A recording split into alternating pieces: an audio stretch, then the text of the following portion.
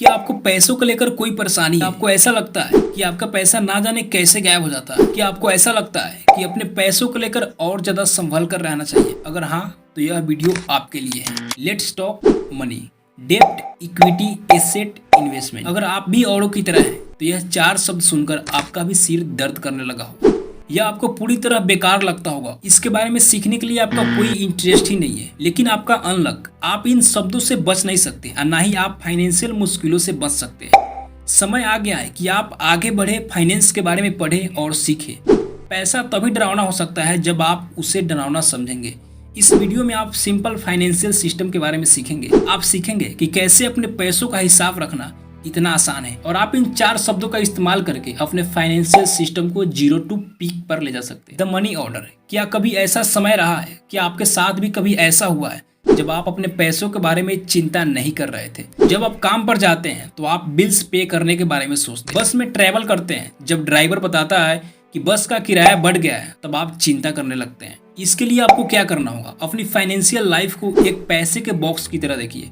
अगर आपको आसान लगे तो आप इसे पिगी बैंक की तरह भी देख सकते हैं। आप उस मनी बैंक को अपनी कमाई से भर देते हैं और आप अपने रेंट भरने के लिए, अपने रोज के खर्चे और इमरजेंसी के लिए उस बॉक्स से पैसे निकालते हैं। अक्सर महीने के आखिरी में उस बॉक्स में कुछ पैसे बच जाते हैं। उस बचे हुए पैसे से आप अपने बच्चों का फीस भर देते हैं। ज्यादातर लोग यही गलती करते हैं। उन्हें लगता है कि मिनी बॉक्स में बचे हुए पैसे इन्वेस्ट के लिए हैं। लेकिन ज्यादातर लोग क्या करते हैं? उन्हें लगता है कि मिनी बॉक्स में बचे हुए पैसे इन्वेस्ट करना चाहिए।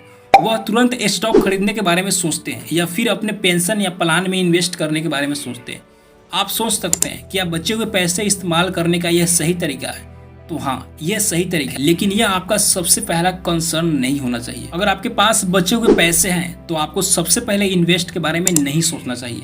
उस बचे हुए पैसों को मेडिकल इमरजेंसी, नौकरी चले जाने या किसी फैमिली मेंबर की डेथ जैसी इमरजेंसी के लिए संभाल कर रखना चाहिए।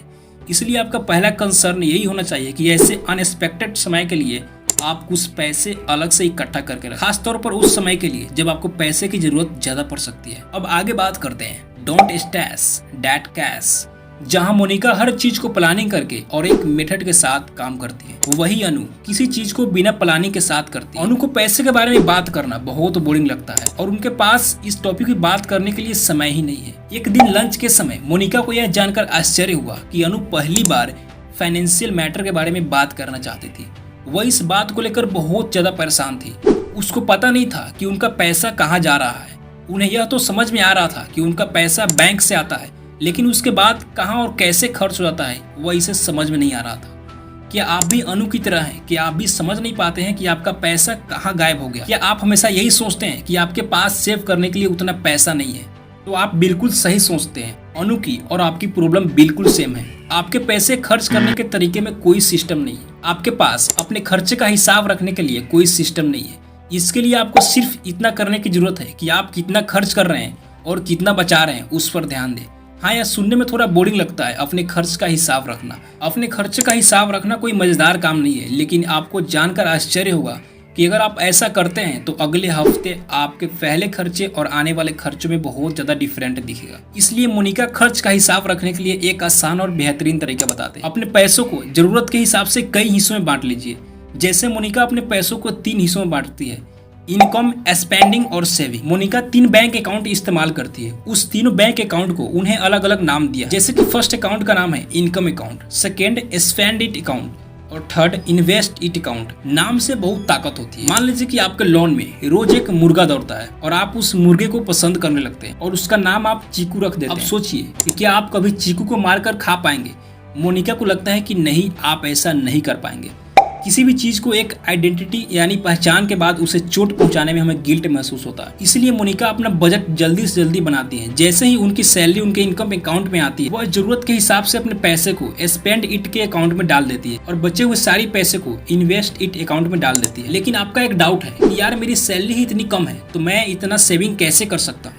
लेकिन अगर आप ध्यान से सोचें तो आपको पता चलेगा कि सैलरी आपका एक लौता पैसे का सोर्स नहीं है। आपकी जिंदगी में छोटे छोटे बोनस आते रहते हैं, जैसे कि आपका कोई रिश्तेदार आपको खाने पर बुलाए, जिससे आपका उस दिन का खाने का पैसा बच जाता है।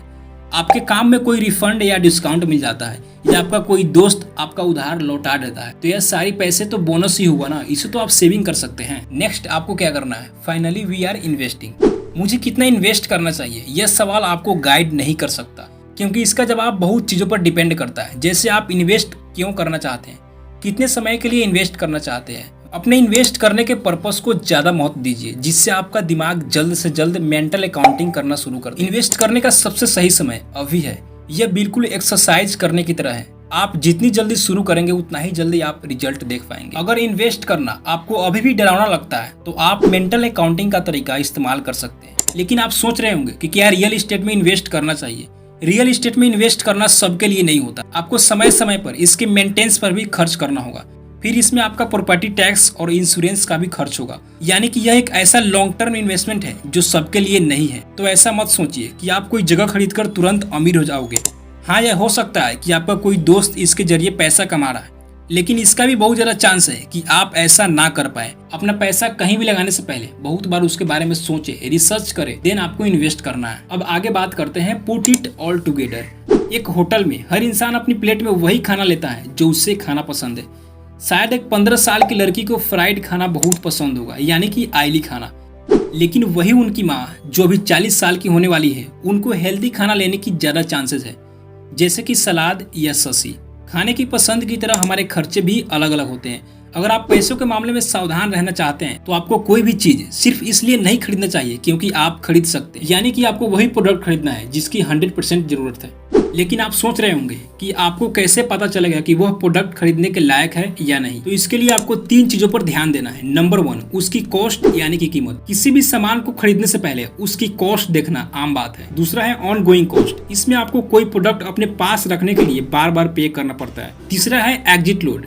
यह वह पैसा है जो आपको तय समय से पहले बाहर निकालने के लिए देना पड़ता है। जैसे कि मान लीजिए कि आपके पास लाइफ इंश्योरेंस, लेकिन कुछ कारणों से आपको बीच में वो कॉन्ट्रैक्ट तोड़ना पड़े, तो कॉन्ट्रैक्ट तोड़ने के लिए आपको इंश्योरेंस कंपनी को कुछ पैसे देने पड़ेंगे। दूसरा है उसका रिटर्न। आप किसी भी इन्वेस्टमेंट या रिटर्न को सोचकर ही उसमें इन्वेस्ट करते हैं, इसलिए कभी भी इन्वेस्ट करने से पहले यह देख लीजिए कि उस प्रोडक्ट की रिटर्न देने की काबिलियत कितनी है। ऐसे प्रोडक्ट से आपको हमेशा संभल कर रहना है जो एब्सोल्यूट नंबर का इस्तेमाल करते हैं। जैसे कि इंश्योरेंस, एक इन्वेस्टमेंट एजेंट आपको किसी एक खास स्टॉक में 1 लाख का इन्वेस्ट करने के बारे में बताता है और कहता है कि उसके बदले आपको 5 लाख रिटर्न मिलेगा। लेकिन यहाँ पर एक चीज है जिसे किसी भी कंपनी का एजेंट नहीं बताता है। वो चीज है कि 1 लाख पैसों को 5 लाख बनने में 30 साल लगेंगे। अगर कोई एजेंट आपको ऐसा कहेगा तो क्या आप किसी कंपनी में इन्वेस्ट करोगे?